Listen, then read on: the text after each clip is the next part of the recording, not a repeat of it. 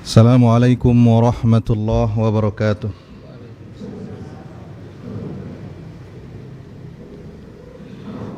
Innal hamdalillah nahmaduhu wa nasta'inuhu wa nastaghfiruh wa na'udzu billahi min shururi anfusina wa sayyiati a'malina.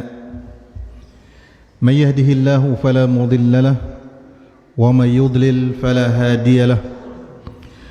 Wa ashhadu an la ilaha illallah wahdahu la sharika lah wa ashhadu anna Muhammadan abduhu wa rasuluh sallallahu alaihi wa ala alihi wa ashabihi wa man tabi'ahum bi ihsanin ila yaumiddin, amma ba'd.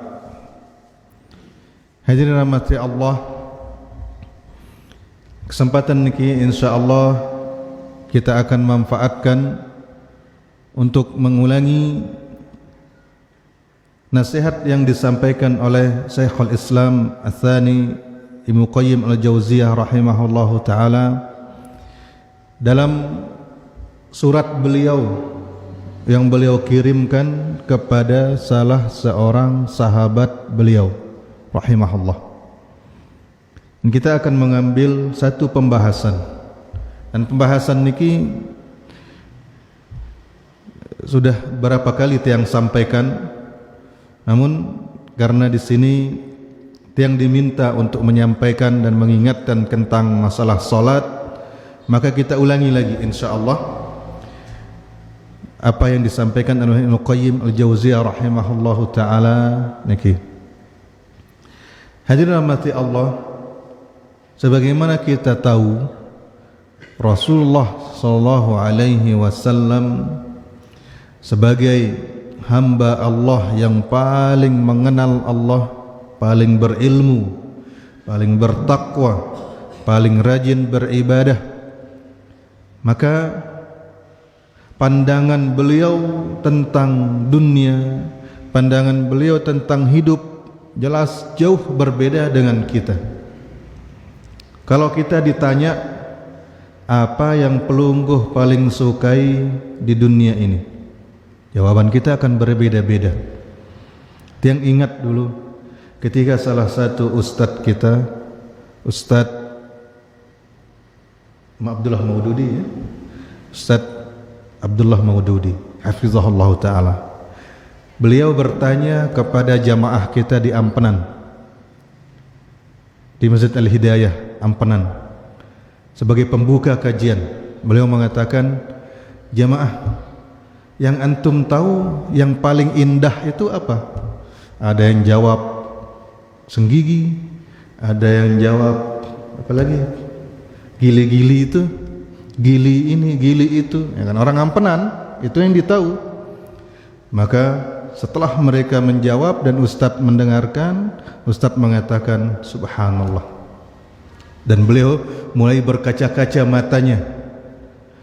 Ada satu tempat indah yang kita semua lupa sekarang ini, yaitu surga Allah Subhanahu wa taala. Dua jemaah nangis karena mereka salah jawab. Ternyata ya jawaban kita itu sesuai dengan apa kita menilai dunia ini. Nah, Rasulullah sallallahu alaihi wasallam ketika beliau menyampaikan yang menjadi kesukaan beliau di dunia niki apa? Yang beliau ungkapkan dengan qurratul ain. Qurratul ain niki maraangkun teh cinta le anak teh. Kan cinta niki macam-macam kan? Kan beda antara cinta kita kepada anak kita dengan cinta kita kepada istri kita dan cinta kita kepada saudara kita. Beda tuh, Ndek? Beda. Nah, cinta yang luar biasa kepada anak kita itu yang melebihi manusia-manusia lainnya, itu ulama gambarkan sebagai gambaran makna qurratul ain, cinta yang tingkat tinggi. Sanggup kita bogoyan dengan kelema sampai kelema demi anak teh. Sanggup kita berotang demi anak teh. Karena cinta kita. itu namanya qurratul ain. Tapi Nabi SAW ketika ingin memberitahu kita apa yang beliau cintai di dunia ini, beliau mengatakan wa ju'ilat qurratu aini fis shalah. Allah Subhanahu wa taala menjadikan aku cinta luar biasa kepada salat. Ya, paling tercintai ni si Nabi sallallahu alaihi wasallam di kehidupan dunia niki salat. Melebihi yang lainnya. Nah, tentunya kita karena cinta kita kepada Rasulullah sallallahu alaihi wasallam nendara dengan Islam ndek ngaku cinta le Nabi sallallahu alaihi wasallam saya takatuan beli kode awam alim apa lagi. Yang penting dia muslim pasti cinta kepada Rasulullah sallallahu alaihi wasallam. Dia pasti ingin meniru Rasulullah sallallahu alaihi wasallam. Nyontoh Rasulullah sallallahu alaihi wasallam. Nah, cintanya Rasulullah sallallahu alaihi wasallam kepada salat niki dijelaskan oleh Ibnu Qayyim Al-Jauziyah rahimahullah. Siapa yang mau seperti Rasulullah sallallahu alaihi wasallam dalam mencintai salat, nih ada rahasianya, ada langkah-langkahnya. Mara bahasan dengan nina si mongka ngelak no arak resepnya. Apa resepnya? Kita mulai membaca pemaparan Ibnu Qayyim Al-Jauziyah rahimahullah. Wa mimma yanbaghi an yu'lam, di antara perkara yang pantas untuk dipelajari, anna as-salata allati taqirru biha al-'ain wa yastarihu biha al-qalbu hiya allati tajma'u sittata masyahid. Salat yang membuat hati kita sejuk, membuat hati kita tenang. Ini apa ya tante? Lelah terbagayan, lelah temikir, apalagi si arah otak, malik tesili isi epen balik bahasan tenu. Mbe kok temeta ketenangan. Di mana kita cari ketenangan? Insya Allah ingat masjid, solat. Tapi solat yang bagaimana yang bisa memberikan kita ketenangan, bisa membuat hati kita sejuk, merangkun tengingat apa ngita anak teh. Kan ngombe-ngombe lelah teh mentah kita anak teh apalagi si masih kode bahagia rasanya. Nah, ngombe cara seperti itu kita merasakan solat itu. Ternyata kata Ibnu Qayyim ada 6 rahasia.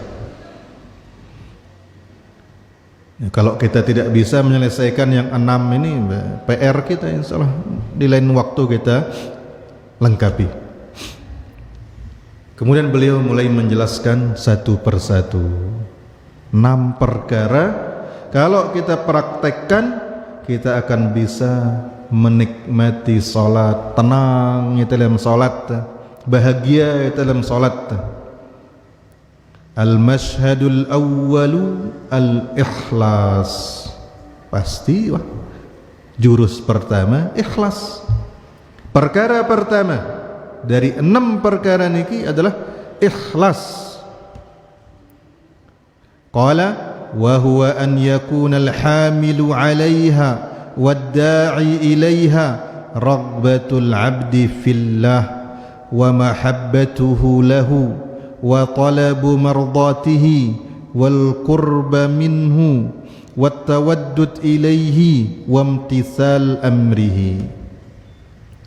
Apa maksud Ibnu Qayyim ikhlas dalam melakukan salat? Atik tebau nikmatin salat, nikmatnya salat yaitu hendaknya yang mendorong kita untuk salat itu adalah cinta kita kepada Allah, meta reda Allah,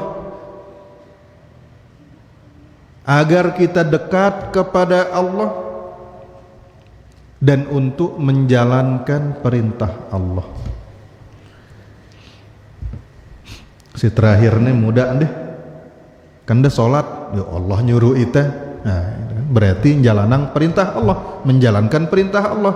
Tapi kita sholat karena cinta kepada Allah, kita sholat karena ingin dekat kepada Allah. Niki yang perlu kita pelajari. Gambarannya hadirin rahmati Allah, ida si bagian arak atasan dah, bos dah. Ketika atasan kita manggil, gercep kita angkat dengan gerak cepat, set. Karena kita ingin dekat dengan bos. Kalau dekat dengan bos, aman posisi kita, lancar gaji kita. Seandainya seperti itu gercep kita ketika azan, berarti kita ingin apa? Ingin kita dekat dengan Allah. Allah cinta kepada kita. Kalau Allah cinta kepada kita, aman kita di dunia niki. Apa kita khawatirkan? Ketika Allah Subhanahu wa taala berfirman, innal ladzina qalu rabbuna Allah tsumma istaqamu, innal ladzina qalu rabbuna Allah tsumma istaqamu. Orang-orang yang mengatakan Tuhan kami itu Allah, kami beribadah hanya kepada Allah, kemudian istiqomah dia di atas pernyataan tersebut. Allah menyebutkan malaikat turun kepadanya. Di ayat berikutnya Allah berfirman, nahnu awliyaukum fid dunya wal akhirah. Kami adalah pelindung kalian di dunia dan di akhirat. Ya. Kalau Allah sudah menjaga kita, apa yang kita khawatirkan? Itu kalau kita bisa meniatkan itu dalam salat kita. Bihaitsu qala, Ibnu Qayyim mengatakan, bihaitsu la yakunul ba'itsu lahu 'alaiha hadzan min huzuzid dunyal battata. Jangan sampai yang mendorong kita untuk salat itu adalah keinginan duniawi, entah itu pujian atau materi dunia.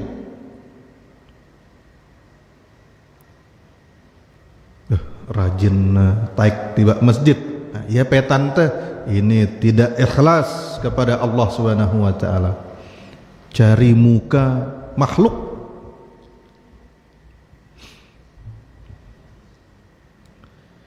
Bal ya'ti biha ibtigha'a wajhi rabbihil a'la mahabbatan lahu wa khaufan min 'adzabihi wa raja'an li maghfiratihi wa thawabihi. Tapi dia salat semata-mata karena Allah, cinta kepada Allah, takut kepada azab Allah, mengharapkan ampunan Allah. Itu yang diharapkan. Pengajian tesi terakhir di masjid niki kita mengatakan kita ini butuh salat karena Allah menciptakan kita, tabiat kita ini ita girang lalai, mudah mengerjakan maksiat, dan Allah tahu kita seperti itu karena Allah nyipta yang kita. Tapi karena karunia kemurahan kasih sayang Allah, Allah mensyariatkan salat 5 waktu sebagai penghapus dosa yang terjadi antara salat-salat niki. Maka salat niki kebutuhan kita sebagai manusia. Kenia sampai yang teh pengajian terakhir. Kebutuhan kita salat niki. Tapi ada orang yang menganggap salat itu adalah sebagai bayaran atas nikmat Allah. Subhanallah. Salat itu sendiri nikmat. Ndek kemara angkun teh ite tembeng hadiah terus senengnya tembantuna sebagai ungkapan terima kasih, ndak. Salat itu sendiri nikmat karena dia fungsinya sebagai penghapus dosa. Sementara ita niki girang lupa tobat, dan salat niki dia penghapus otomatis dosa-dosa selama kita menjauhi dosa besar. Maka jemaah rahmati Allah niki, pelajaran seumur hidup, tugas seumur hidup, ikhlas, terutama dalam ibadah yang paling dicintai oleh Allah, itu salat. Antara ibadah-ibadah amaliyah lainnya, kemudian dia yang pertama kali akan diperiksa oleh Allah Subhanahu wa taala, salat niki. Kemudian dalam hadis Anas radhiyallahu taala anhu, Rasulullah sallallahu alaihi wasallam bersabda, "Innama yub'atsun nas ala niyyatihim." Laun lejelo kiamat ite tebangkitang sida Allah Subhanahu wa taala sesuai niat kita masing-masing. Dibangkitkan oleh Allah Subhanahu wa taala sesuai niat kita masing-masing. Maksudnya apa? Sida salat apa niat dah? Sida zakat apa niat dah? Sida nyembelih ngorban apa niat dah?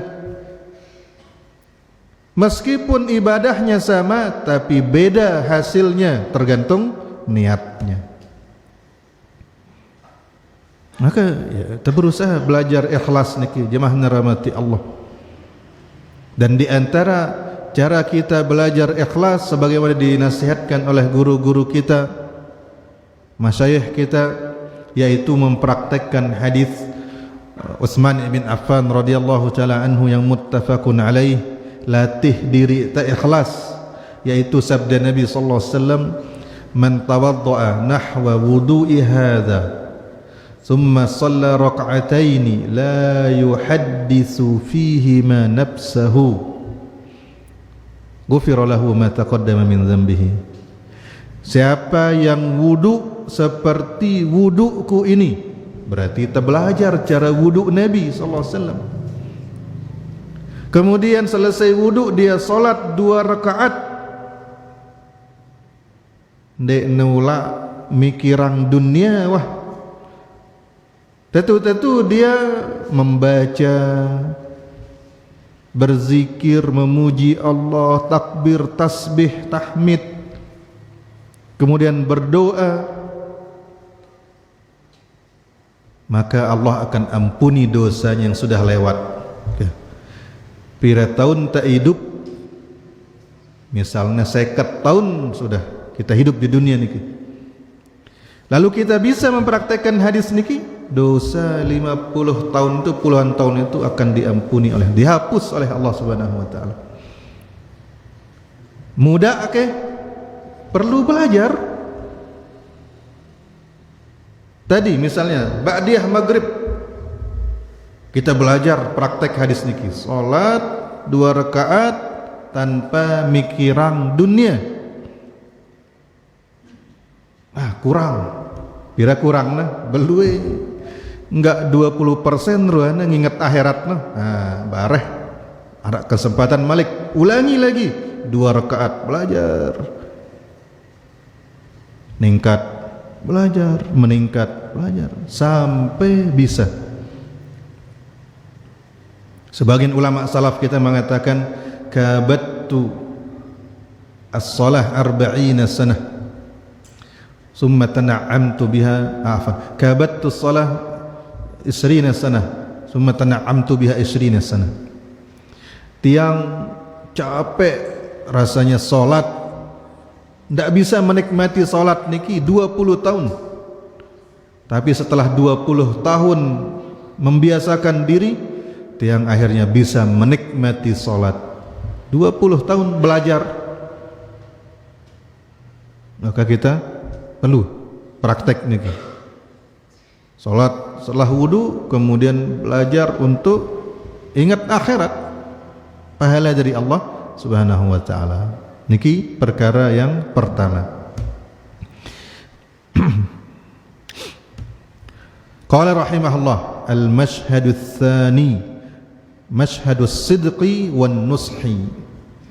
Perkara yang kedua, kalau kita praktekkan maka kita akan bisa menikmati salat, tenang dalam salat kita, yaitu jujur dan murni dalam salat kita. Apa maksudnya?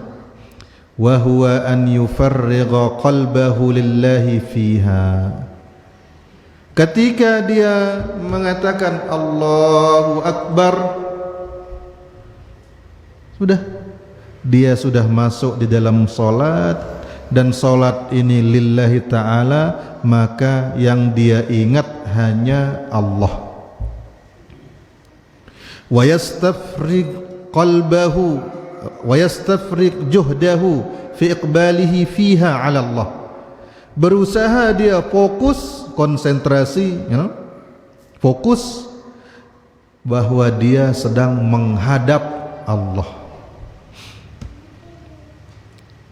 Bahwa dia sedang menghadap Allah.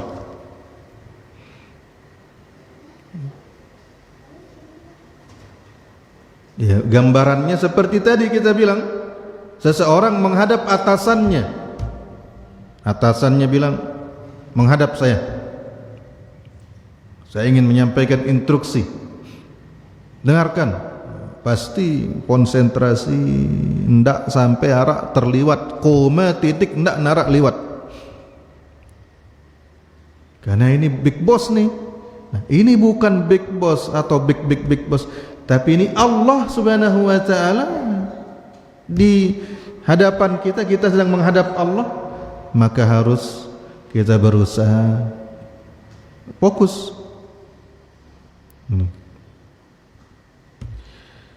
Wa jama'a qalbahu 'alaiha wa iqa'aha 'ala ahsanil wujuh wa akmaliha zahiran wa batinan. Dia konsentrasi, kemudian dia berusaha melaksanakan salat niki dengan terbaik sudah, dengan sempurna lahir batin. Qala fa inna as-salata laha zahirun wa batinun. Salat itu ada lahir, ada batin, ada yang nampak, ada yang tidak nampak. Fadhahiruha al-af'alul musyahadah wal aqwalul masmu'ah. Lahir salat itu adalah perbuatan, gerakan kita. Angkat umah, bersedekap, ruku, sujud, duduk di antara dua sujud, salam. Ini gerakan salat. Dia adalah lahir salat, yang nampak dari salat itu. Kemudian bacaan kita, Allahu Akbar, wajjahtu wajhiya lilladzi, dan seterusnya. Alhamdulillahirabbil alamin, dan seterusnya. Subhana rabbil azim, sami Allahu liman hamidah. Niki lahir salat itu. Karena dengar teh. Adapun gerakan itu kita lihat. Wa batinuha al-khusyu' wal muraqabah wa tafrigul qalbi lillah wal iqbal bi kulliyatihi 'ala Allah fiha. Adapun batin salat itu adalah khusyuknya. Terus kita meyakini ketika kita salat niki Allah Subhanahu wa taala ngita kita, sedang mengawasi kita. Kemudian secara total kita menghadap Allah, bihaitsu la yaltafitu qalbuhu anhu ila ghairihi. Atenten dan ulah lain-lain peninggalna, tidak memperhatikan yang lain, sehingga ilmu lainno dengar yang dengan toa ilmu lainno tandanda khusyuk, ilmu lainno tandanda khusyuk le salat dah ndek de gita bongkor batur dele julunda ndek ngono Bapak Us ilmu lainno nih aku ini berlebihan ini sekap, paham antum? Jadi tanda ilmu dulu orang-orang tua kita, tanda orang khusyuk itu ketika kita sholat udah orang di depan kita itu tidak kelihatan. Nah, ini berlebihan sampai ada orang diberitakan, insya Allah di narak di Lombok, Jawa, Ruana, di luar daerah lah, sampai ada orang belajar khusyuk, sholat, le samping salon nyetel musik beli-beli. Jadi kapan dia hilang suara musik itu berarti dia sudah berhasil khusyuk. Akhirnya saya mampu. Nabi SAW saja menyingkirkan semua hal-hal yang bisa mengganggu. Ini sengaja nandarin pengganggu. Berarti kalah Nabi SAW. Nabi SAW ketika sholat, beliau melihat sulaman pakaiannya, bukan gambar, sulamannya saja. Selesai sholat, nah terganggu aku isi sulaman-sulamannya, tulakang genti si polos. Nabi SAW tidak bisa. Makanya disunnahkan kita untuk menyingkirkan hal-hal yang mengganggu dari sholat. Sampai angkun tesi lapar melet mangan tepejuluk mangan nejuluk. Apalagi ketika sudah dihidangkan. Ini sengaja nyetel musik balik-balik terus sholat dengan alasan saya latihan. Kapan suara itu hilang berarti saya sudah berhasil khusyuk. Subhanallah. Ya, mula-mula sakti-sakti dengan nengke la masya Allah. Jadi khusyuk, kemudian kita terus ingat Allah ngawasi kita, Allah melihat kita, dan lain-lain yang peninggal ta. Fahadha bimanzilatir ruh laha wal af'alu bimanzilatil badan. Nah, khusyuk, kemudian kita yakin Allah mengawasi kita, niki adalah rohnya salat. Adapun gerakan-gerakan bacaan-bacaan niki adalah fisik salat. Fisik awak tanpa roh ini hidup. Ini enggak bisa hidup. Roh badan tanpa roh enggak bisa hidup. Begitu juga salat kita tanpa khusyuk, tanpa muraqabah, meyakini Allah mengawasi kita, itu adalah salat sekedar bentuk, sekedar bacaan, sekedar ucapan. Belum bisa membuat kita tenang, belum bisa membuat kita bahagia seperti Rasulullah sallallahu alaihi wasallam. Kemudian beliau mengatakan, afala yastahil abdu an yuwajiha sayyidahu bimisli dzalika? Apakah seorang hamba tidak malu menghadap kepada Allah tapi hatinya kemana-mana, pikirannya kemana-mana?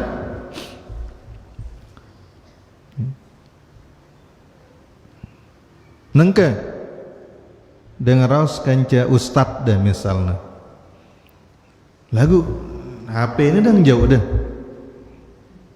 Oh nggih apa? Nggih ngene. Silih itu ndek ustaz. Baji mati na sepak HP ini.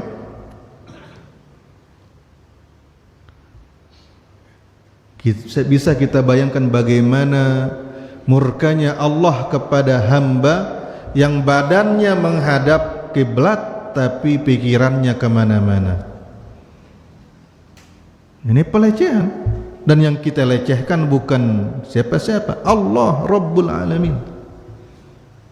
Yang ternyata kita lebih menghargai makhluk ketimbang Allah yang menciptakan kita.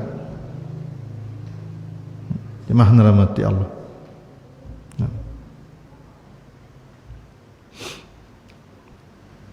Kemudian qala rahimahullah, jam piraisa. Oh, masih suwe. Cukup insyaallah. Qala al-mashhadus tsalits. Perkara yang ketiga, kalau kita praktekkan maka salat kita luar biasa.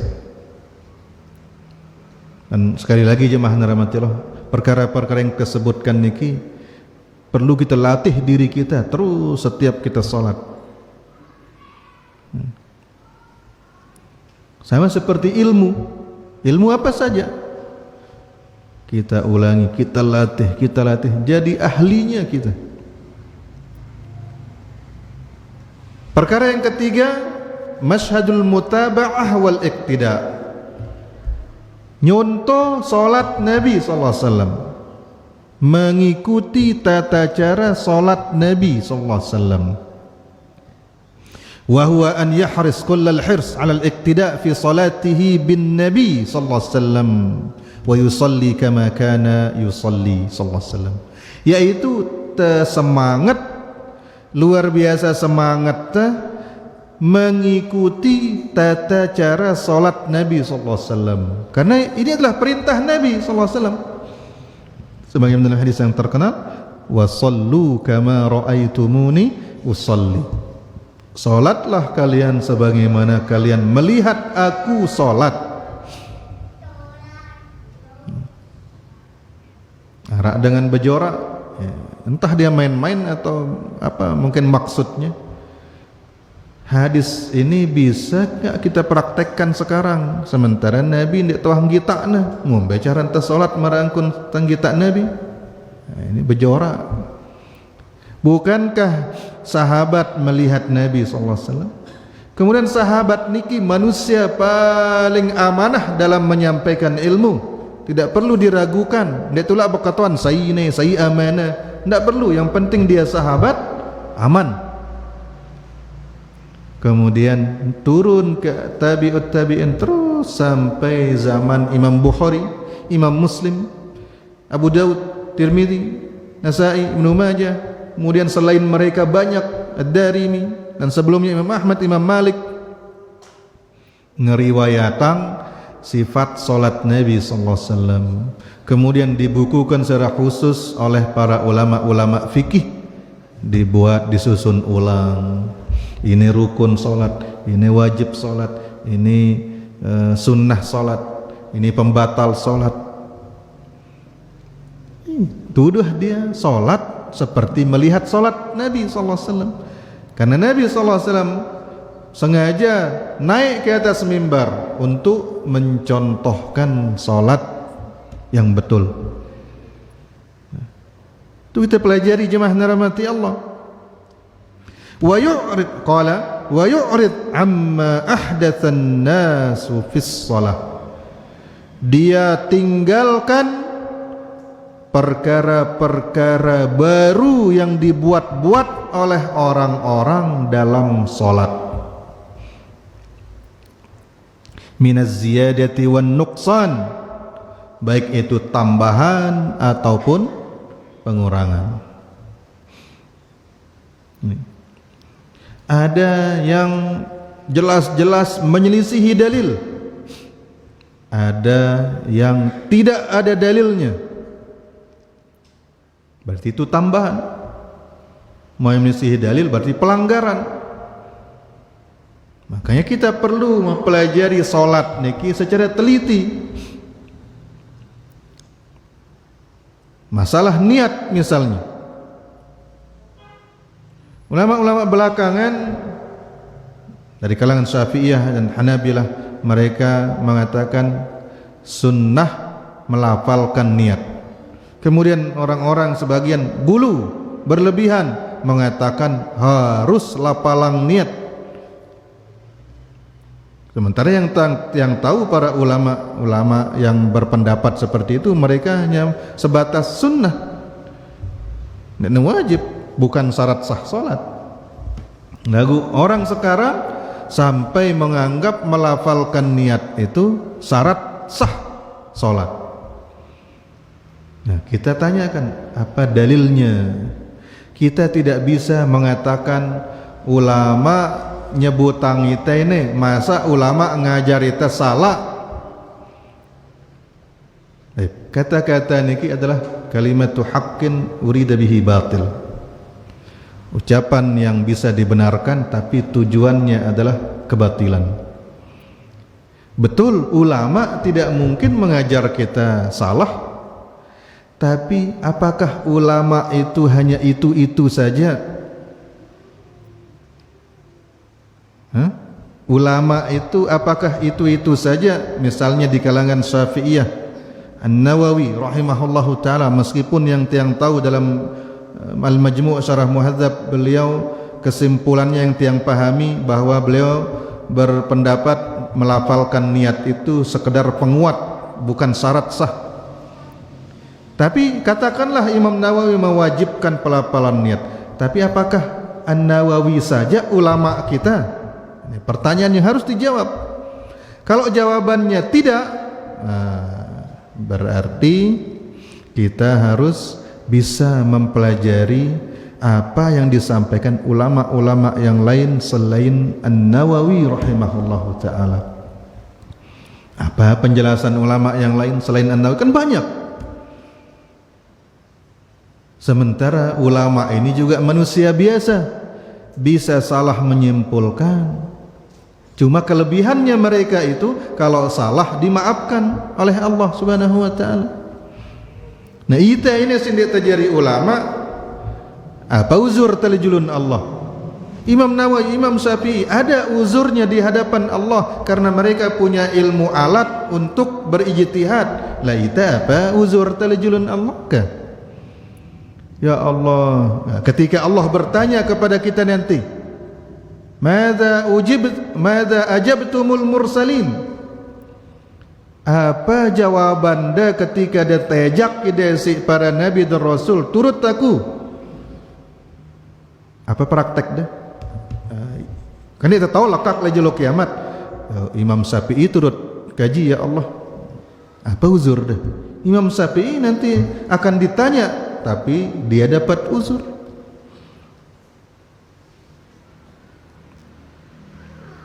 Maka jemaah rahmati Allah, tidak ada yang tidak bisa dipelajari dalam agama kita ini. Masalah pelafalan niat para ulama membahas. Dan ketika ada khilaf dalam masalah ini, berarti ulama ta pertama luwe ndekna An-Nawawi dang, ndekna Ibnu Hajar dang. Nah, tinggal kita sekarang mencoba berusaha cari kebenaran mana dari penjelasan-penjelasan ulama itu yang didukung dalil. Ini jemaah rahmati Allah. Jadi ulama kita yang sudah terdahulu sekali lagi keliru, ada uzur. Nagu ida ngotot nurut ulama, sementara ada dalil yang lebih kuat ulama yang lain. Apa dalil kita? Apa uzur kita? Kemudian ketika salat bersedekap seperti ini, disilahkan dalam hadis ikhtisar. Ini yang sedekap. Kalau posisi tangan kan ini ya, mana-mana boleh, di atas dada, le atas pusat, le bawah pusat, niki perkaranya luas karena bersedekap niki sunnah. Artinya hatta ndek dia bersedekap ketika dia solat, ndek na batal solat dah, cuma dia meninggalkan sunnah. Tapi masalahnya ada yang solat begini, nih apa bahasa menyamping. Ini kan nyata-nyata menyelisihi hadis. Naha Rasulullah sallallahu alaihi wasallam an yahtasir ar-rajul fi salatihi. Rasulullah sallallahu alaihi wasallam melarang orang salat sambil begini, sedekapnya begini, nyamping. Nah, sekali lagi ilmu lain no alasannya yang jaga atena, kena kan? Yang jaga atena.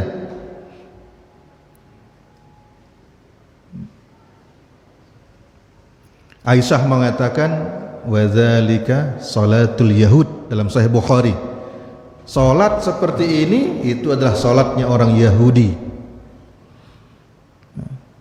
Kemudian ketika sami Allah liman hamidah, cara mengangkat tangan dalam hadis Nabi sallallahu alaihi wasallam dua kan, sejajar dengan pundak atau telinga. Tapi sebagian kaum muslimin ketika salat sami Allahu liman hamidah, baliknya mana? Ini tidak ada dalilnya. Karena bangkit dari ruku sama dengan takbiratul ihram, turun sujud, bangkit dari tasyahud awal. Kemudian ketika salam Assalamualaikum warahmatullahi wabarakatuh. Assalamualaikum warahmatullahi wabarakatuh. Ini juga tidak ada dalilnya, dan bahkan penjelasan guru-guru kita, tidak ada ulama yang berpendapat bolak-balik ketika salam itu.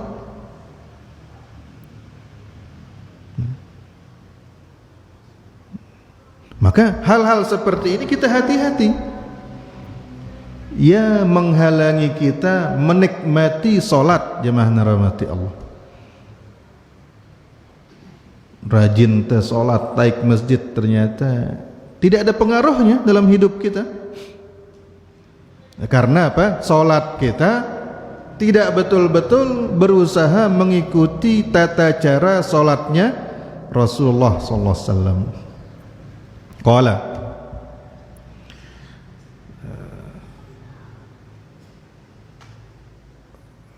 wala yaqif 'inda aqwalil murahhisin alladhina yaqifuna ma'a aqalli ma ya'taqiduna wujubahu wa yakunu ghairuhum qad naza'ahum fi dhalika wa awjaba ma asqatuhu wa la'alla al-ahadits as-sabitah was sunnah an-nabawiyyah min janibihi la yaltafituna ila dhalik. Dan jangan kita mengikuti pendapat orang yang ini tidak apa-apa ini, atau sebaliknya ini harus degawe ini, sementara dalil sebaliknya.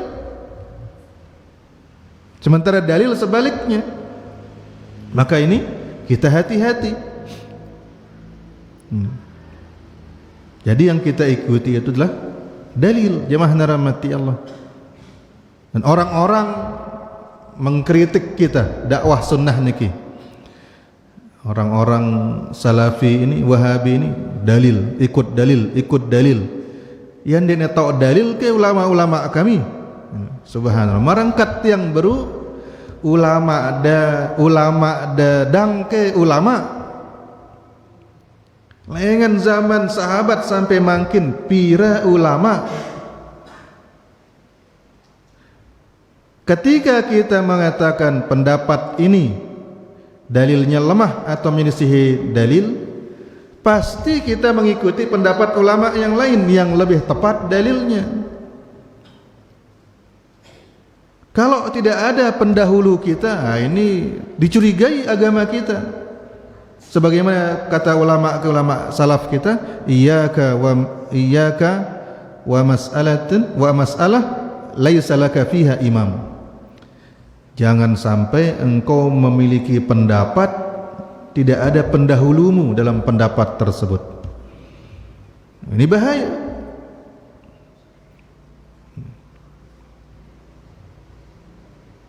Maka ini orang-orang yang berdalil seperti itu, jemaah rahmati Allah. Nurut dalil. Ndek ngadu dalil ke ulama tah, dia bilang gitu.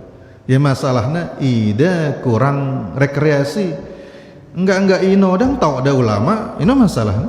Kitab pendah ino dang tahu ada. Coba banyak belajar dari ulama yang lain. Subhanallah, berapa banyak ulama.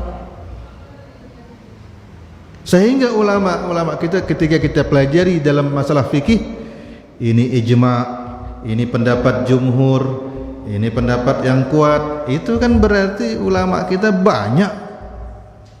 Jemaah rahmati Allah. Maka di sini dinasihatkan oleh Ibnu Qayyim al-Jauziyah rahimahullahu taala, yaitu jangan sampai kita condong kepada sebuah pendapat ternyata dalil yang kuat menyelisihinya. Ini.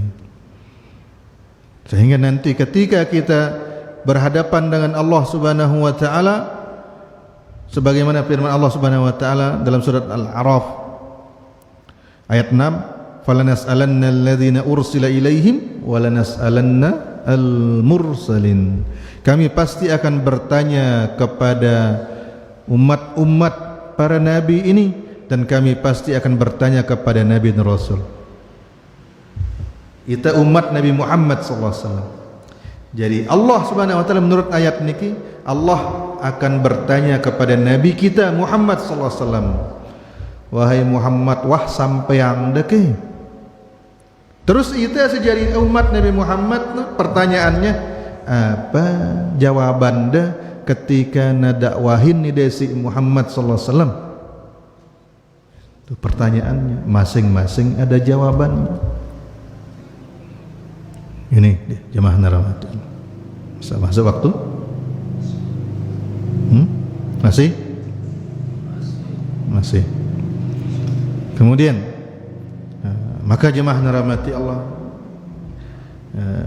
pembahasan niki hendaknya jadi pemikiran teh selapuan teh. Tiang ketika nyampe yang niki jadi ya lumayan jadi beban pikiran. Kita nyampe yang merak niki lagu ndek tawah ngajar jamaah ta sifat salat Nabi, beban. Karena tiang pernah salat di sebuah tempat, khotibnya itu selalu mengatakan kita harus kembali kepada Islam, kita harus kembali kepada Islam. Dengan awal khutbah sampai akhir kita harus kembali kepada Islam. Tapi tidak dijelaskan kepada jamaah Islam yang apa yang kita kembali kepadanya itu. Nah, akhirnya ya kan luwe kelompok lah dalam Islam niki. Ya masing-masing kelompok mengamalkan Islam yang dianggap Islam. Tapi yang mana? Makanya ketika yang menyampaikan solat sesuai sunnah Nabi, lagu jamaah bingung. Mbeno solat sesuai sunnah Nabi. PR Ustadz Wildan Sanusi nengke. Ustadz Sayyina, Ustadz ngisi membuka kitab salat Nabi, sifat salat Nabi di masjid niki secara rutin. Ya? PR. Wahara atau ndek Ustaz? Belum. Berarti PR. Karena ini kan secara umum dong ini. Kita ingin praktek. Lagu ndek tahu na ngombe, embe ini orang sifat salat Nabi sallallahu alaihi wasallam. Yang mana? Jangan seperti khotib tadi, kembali kepada Islam, kita kembali kepada Islam. Lagu jemaah si apa rana? Ini tidak sebut kelompok. Si kelompok A aran Islam, kelompok B aran Islam, kelompok C aran Islam. Tidak ada perubahan, masing-masing memahami seperti yang dia pahami. Maka harus dijelaskan Islam yang kita harus kembali kepadanya itu yang mana? Karena Rasulullah SAW mengabarkan umat Islam terpecah jadi berapa? 73 kelompok. Nah, masuk waktu deh. Nah, wallahu taala a'lam. Silahkan azan.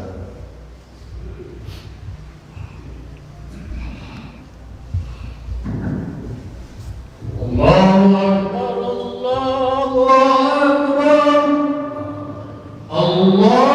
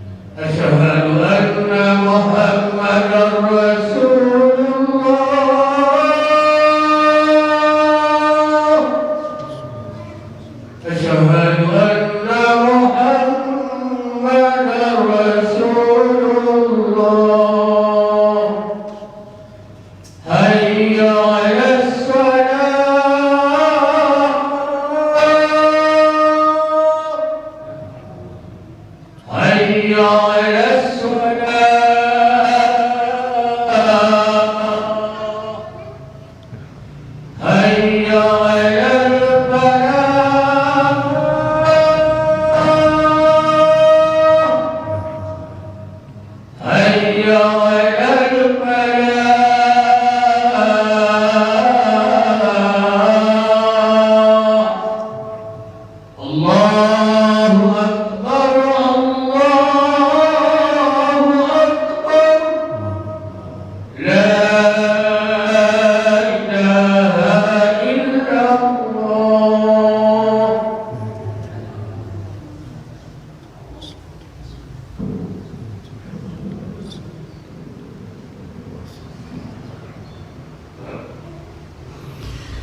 Bismillahirrahmanirrahim. Alhamdulillah wassalatu wassalamu ala Rasulillah wa ala alihi wa sahbihi wa man wala, amma ba'd. Perlu dua periri speaker nih, karena ini penting nih, alat penting untuk manggil salat. Sisa pira telu deh, kan telu bahasa kan. Pertama ikhlas, kedua jujur yaitu khusyuk, kemudian ketiga ngikut sunnah. Tinggal 3 berarti. Mungkin ini dulu kita sampaikan jemaah rahmati Allah. Insyaallah laun narak kesempatan terlanjutan malik. Sisa waktu kita tanya jawab. Insyaallah. Fadhal. Kalau ada pertanyaan. Nggih. Assalamualaikum warahmatullahi wabarakatuh. Waalaikumsalam. Perkara ibadah niki disebutkan masalah ikhlas niki, khusyuk niki. Nggih. Mungkin yang beitang dari diri tiang, namun beitang si khusyuk niki sangat berat. Namun yang beitang apa ramai diri tiang mencapai khusyuk dengan awal sampai akhir. Nah mungkin arah teknis-teknis di dalam ibadah sholat ini si bau Khusyuk.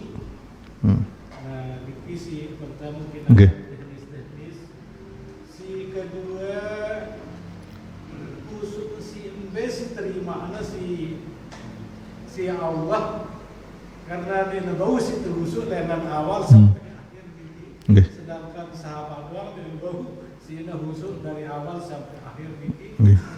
Nah, jadi khusyuk si embes si terterima si Allah. Apakah terterima ke ibadah dalam si sekedar khusyuknya lagi dalam. Okay. Jazakumullah khairan. Nah, pertanyaan bagus nih. Ya, adalah rincian dari apa yang kita sampaikan secara umum tadi, dan ini perlu memang untuk dijelaskan. Di antaranya yang ditanyakan itu kiat-kiat khusyuk dalam sholat kita, atau mungkin kita jawab dulu yang pertama, yang kedua, yaitu khusyuk yang mana yang dimaksud. Allah Subhanahu wa ta'ala ketika memerintahkan kita untuk khusyuk dalam salat, apa firman Allah Subhanahu wa ta'ala? Wa qumu lillahi qanitin. Salatlah kalian kepada Allah dalam keadaan khusyuk. Ini perintah Allah dalam Al-Qur'an. Maka kalau kita cari bagaimana prakteknya perintah ini, kita cari praktek orang yang paling paham Al-Quran. Siapa mereka? Para sahabat. Diriwayatkan Ibnu Sirin, oleh Ibnu Sirin rahimahullahu ta'ala, bahwa ketika ayat niki turun, para sahabat caranya mempraktekkan khusyuk itu adalah ketika mereka berdiri, mereka memandang ke arah tempat sujud, ke arah tempat sujud. Kemudian ketika imam membaca, Rasulullah SAW mengajari mereka simak bacaan imam, dengarkan bacaan imam, karena Allah Subhanahu wa taala berfirman, fa idza quri'al Qur'an fastami'u lahu wa ansitu. Kalau dibacakan Al-Quran, dengar, simak. Berarti itu cara kita khusyuk juga, mendengarkan bacaan imam. Maka ini adalah khusyuk yang dimaksud. Dan Umar radhiyallahu taala anhu pernah melihat seorang pemuda sholat, kenak bajang sholat, luar biasa sih, maksa dirinya sampai begini dia sholat, padat kelengan ngudi si Umar. Ini khusyuknya orang munafik palsu husuk ini. Jadi husuk itu bukan berarti kita begini. Husuk itulah kita benar solat kita, kena solat tadi itu dah mana husuk. Bagaimana cara kita supaya husuk? Pertama, sebagai kunci solat, kunci pembuka solat yaitu wudu. Salah seorang guru kita, Syekh Saleh bin Abdullah Al-Utsaimin hafizallahu taala, beliau mengatakan orang yang tidak khusyuk ketika wudu itu dia otomatis tidak khusyuk dalam solatnya. Apa maksudnya khusyuk dalam wudu? Ya, bagus caranya wudu, ndek negipih-gipih sehingga ada yang terlewat, kurang, otomatis solat pun seperti itu. Bukan berarti ndek tekanggo ngeraos ketika wudu, kanggo lagu yang penting adalah da perhatian cara nda wudu, arak ndek pepecet ke apa sing ngalangin ai tamale kulit dah atau ngenain kulit dah rata ndek ai no itu nama khusyuk. Kemudian ketika masuk salat, kiat kedua adalah pahami bacaan anda ketika salat. Allahu Akbar, apa artinya? Apa maknanya? Apa kandungannya? Apa maksudnya? Pahami agar solat sida bukan solat, bukan gerakan yang otomatis ya, seperti motor otomatis ini atau motor metik ini kan itulah nemang gigi otomatis idupang leka ndak nengeno solat teh muntawah takbir otomatis baca Al-Fatihah. Sehingga bareh ketika salat orang-orang yang otomatis ia girang keliru no. Ara imam tele sembawa muna uras tiba rakaat keempat salat zuhur, asar, isya dia memendekkan takbirnya. Ini seolah-olah dia akan duduk. Kan biasa imam imanta kalau dia akan bangun ke rakaat yang baru Allahu Akbar akan dipanjangkan. Nah, ada imam kita Allahu Akbar. Luwe aja masih tokol kenana nuntukang imam. Ini aran salat otomatis karena dengarnya suara imam poncek, oh tokol, otomatis tokol. Ndek inget rakaat no pira. Ini salat otomatis. Kenapa dia otomatis? Karena ndek namahamin bacaan namesa. Maka cara kita adalah kita pelajari. Alhamdulillah sekarang banyak buku-buku zikir. Hisnul Muslim banyak terjemahannya. Buku zikir dan doa Ustadz kita Ustadz Yazid banyak nyebar. Tinggal kita pelajari bacaan sholat kita apa artinya. Masya Allah bagus. Ternyata banyak doa-doa yang luar biasa dalam sholat kita. Kalau kita pahami itu dalam setiap bacaan kita, insya Allah bisa kita khusyuk. Ya, mana-mana 80% itu pencapaian sudah luar biasa. Terus yang ketiga, cara yang ketiga, pertama kan wudu yang khusyuk, wudu yang baik dan benar. Kedua, memahami bacaan. Ketiga yaitu kita variasi bacaan kita. Ndak naino-ino dong. Al-Fatihah kan fardu, rukun kan? Rukun Al-Fatihah ini kan yang yakin selalu dengan sesolat no, otomatis baca Al-Fatihah setelah takbirul ihram. Otomatis dia tulak nyuruh nah. Otomatis sehingga kadang-kadang wah kayak aku baca Al-Fatihah saking otomatisnya. Nah, bacaan-bacaan yang variasi ini kita gilirkan.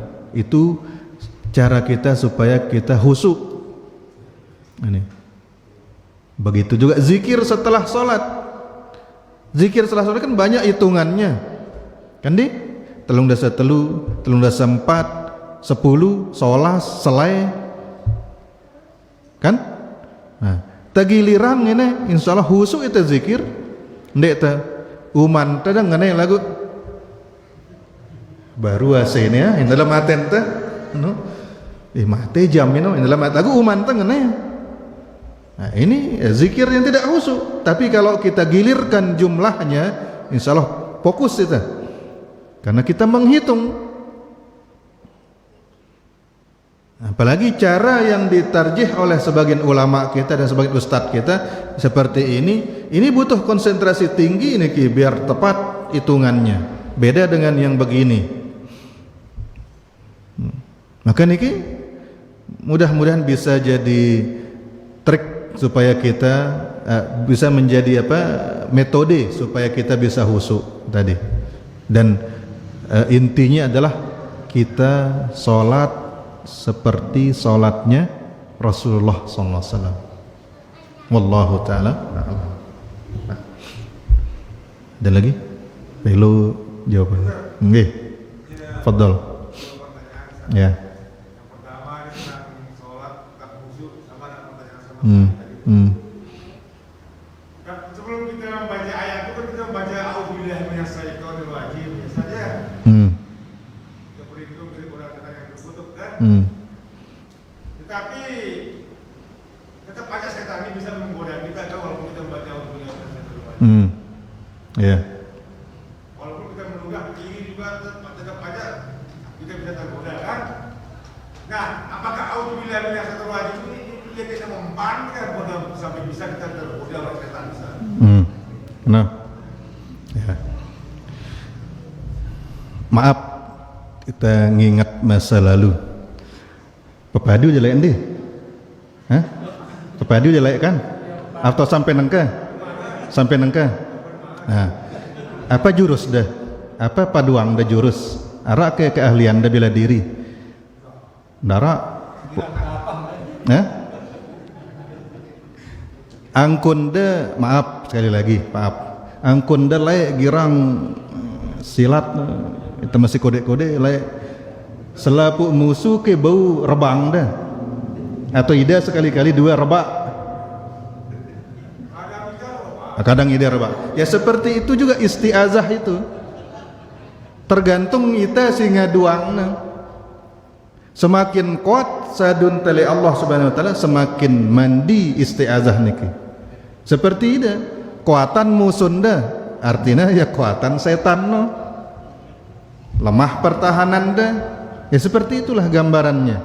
Bukan istiazah itu tidak mempan, tapi kita yang membuat dia kurang manjur. Atau obat kah? Seperti obat arak si perlu loyan dosisnya. Terkadang juga berpengaruh dengan kondisi stamina kita. Wallahu alam. Kedua, doa sebelum makan ini Ustaz. ya. Bismillah kan. Bismillah. Jadi kalau kita tidak membaca bismillah ini kan setan ikut makan ya. Nah, jadi ada seorang jemaah ini dia ketika makan itu dia nggak baca bismillah. Sengaja dia tidak baca bismillah, biar setan ikut makan. Nah, setelah makan minum tidak minum itu dia membaca bismillah. Berarti kan keminum setan bisa. Ada dia baca bismillah ini. Nah, kira ini tentu keminum bisa dibaca.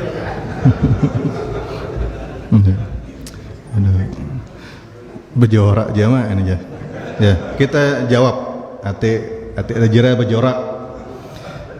Pertama, siaran setan ini kan gaib di tegita. Nah, Rasulullah SAW ketika memberitahu kita bahwasanya orang yang tidak baca bismillah itu setan ikut makan bersama kita, maka itu kita wajib imani seperti apa yang disampaikan oleh Rasulullah SAW.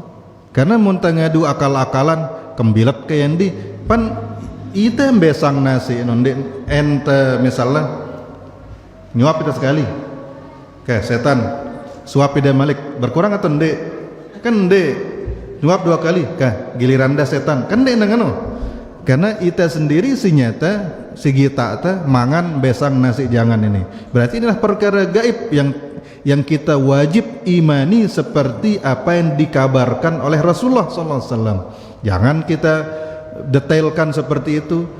Bareh ku nginem ndek ku gin baca bismillah atina kembilat setan ini. Wallahu a'lam.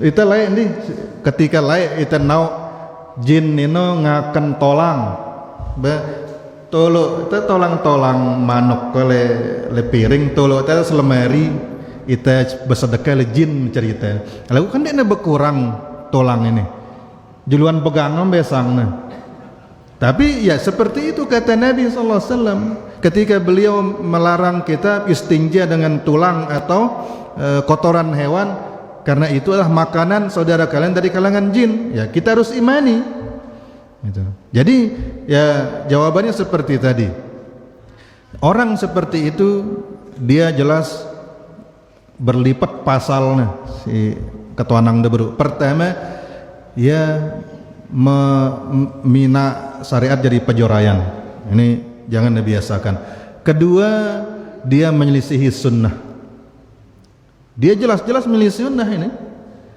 jangan sampai nanti double dosanya kah ini badan nasihatin dengan ini tidak ada mencoreng sunnah laun lia mina ita apa bahasa batur-batur no sule ya mina ita bilin sunnah no mendagirang ngene-ngene bajorak-bajorak nah itu tanah sehat wallahu taala ya tidak bagus seperti itu saja ya sih jelas sih tapi harus baca bismillah ya ya perintah Nabi no enggak tapi nak jadi perjoraian wallahu a'lam cukup nih jemaah rahmati Allah ya mudah-mudahan bermanfaat apa yang kita sampaikan subhanakallahumma bihamdika asyhadu an la ilaha illa anta astaghfiruka wa atubu ilaik wassalamu alaikum warahmatullahi wabarakatuh